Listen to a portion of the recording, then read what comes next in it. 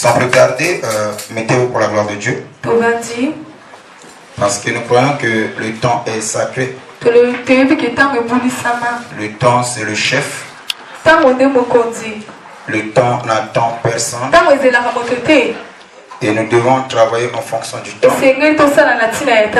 Même Jésus, quand il était sur la terre, il dit: je dois faire l'œuvre de mon Père. Tandis qu'il fait jour, car la nuit approche, où l'homme ne peut pas travailler. C'est que Christ, en travaillant, il devait respecter aussi la notion du temps. Amen. Nous avons un grand thème qu'on avait déjà commencé. Et avant de commencer cela, je bénis le Dieu Tout-Puissant d'avoir accordé encore l'opportunité et l'occasion d'être compté parmi les vivants.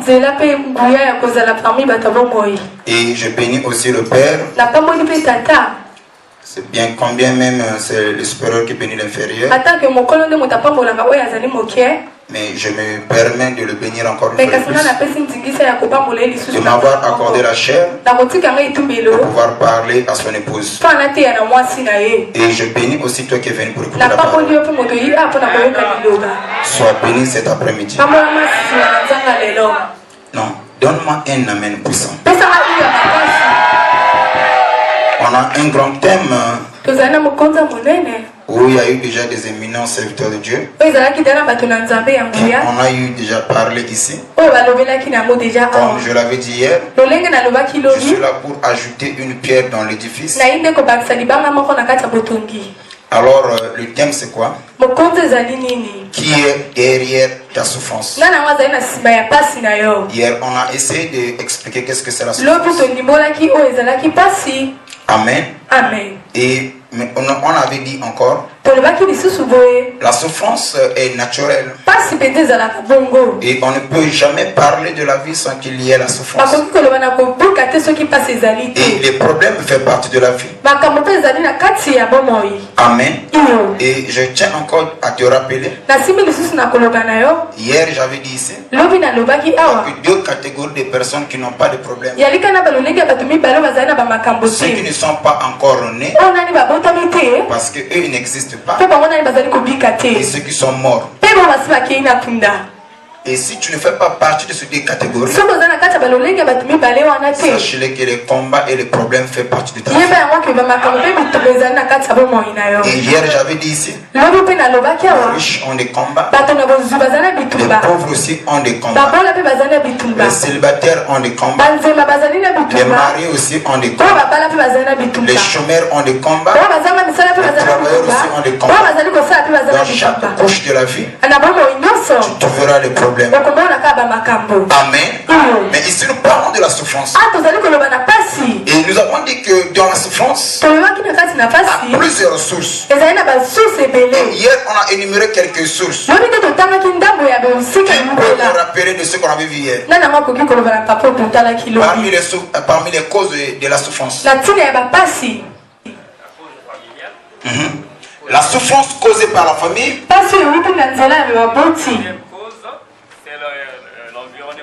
la souffrance causée par l'environnement,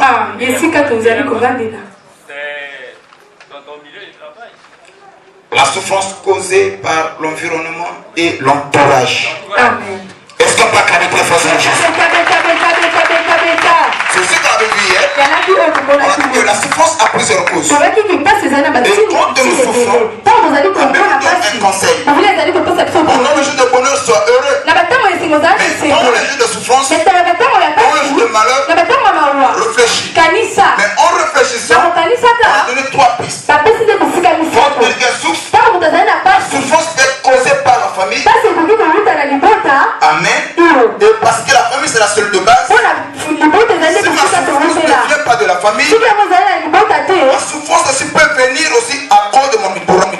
La Bible nous dit que les mauvais compagnons corrompent les bonnes mœurs. Donc l'entourage aussi peut être un problème pour vous. Troisième cause, c'est l'environnement. Amen. Et c'est ce qu'on avait fait hier. J'aimerais pas aller en vitesse. Parce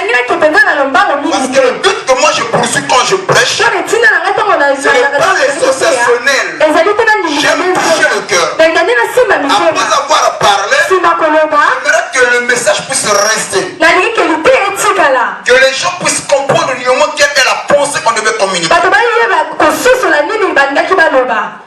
Amen. Donc voilà pourquoi je n'aimerais pas aller en vitesse. Je reviens encore sur la souffrance causée par la famille. Amen.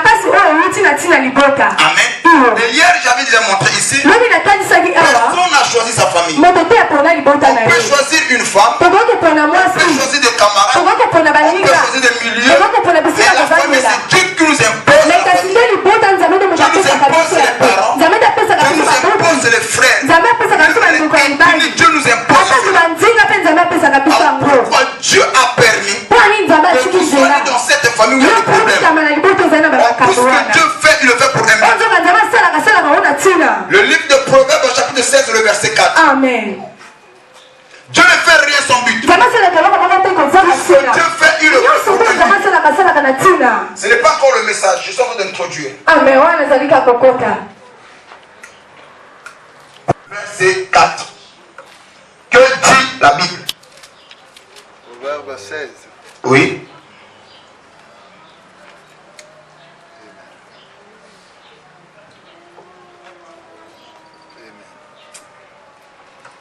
Je lis au nom de Jésus. Nous rendons grâce à Dieu. Proverbe chapitre 16, le verset 4. L'Éternel a tout fait pour un but. On ne dit pas que les sorciers ont tout fait pour un but. Mais l'Éternel a tout fait. Le Dieu du ciel, le Père éternel, il a tout fait pour un but. Donc Dieu, tout ce qu'il fait, derrière la chose, amen. Je peux te dire quelque chose. Derrière chaque mouvement de l'homme, il y a un but derrière. L'homme ne peut pas se déplacer sans qu'il y ait un motif. Donc l'Éternel Dieu a tout fait pour un but. Papa, continue à entendre la parole. Même le méchant, pour le jour du malheur. Pour le jour du malheur. Je peux te dire quelque chose? La Bible nous dit que quand Saül a désobéi, qu'est-ce qui s'est passé dans la vie de Saül? Les esprits impurs sont venus pour tourmenter la vie de Saül. Mais le problème c'est qu'on nous dit que les esprits impurs venant de l'Éternel. Les esprits impurs venant de l'Éternel qui ont commencé à tourmenter la vie de Saül. Donc tous ces esprits-là sont au service de Dieu. Je crois que tu allais dire un amen. Éternel Dieu a tout fait pour un but. Ma soeur, mon frère, il ne faut jamais faire le pitoyement de soi. Pourquoi Dieu m'a placé dans cette famille?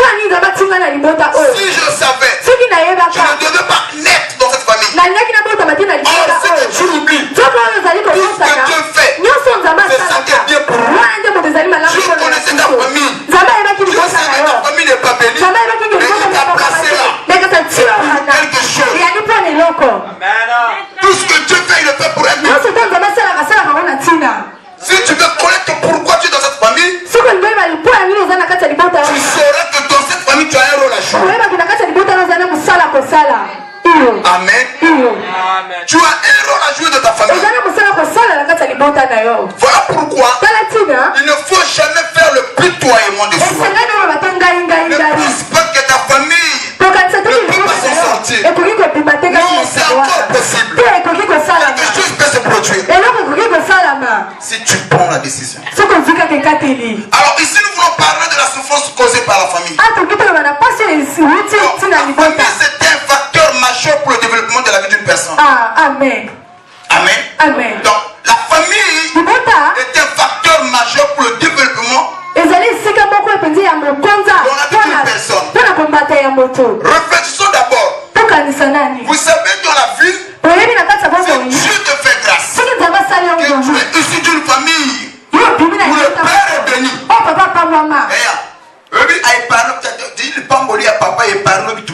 Amen. Vous comprenez?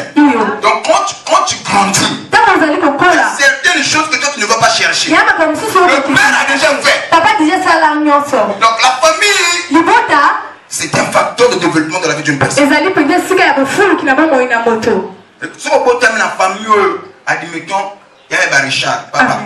Tu ne vas pas forcer les choses. On va forcer ma camboté. Amen. Au moins tu le au sala au banako réfléchir, faut la somme le pan. Mais il y en a pas besoin de botter ma cambo, ba dossier ko, là nous connaissons le pan. Ah on a monté. Le papa nous a mis tombé là. Amen. Ma soeur au foot le de ça, mais moto botter la famille c'est ma cambo les amis. Ma soeur faut tailler bien monter. Amen. Au bilan la famille. Le problème. Les cambotés. Famille au problème. Amen.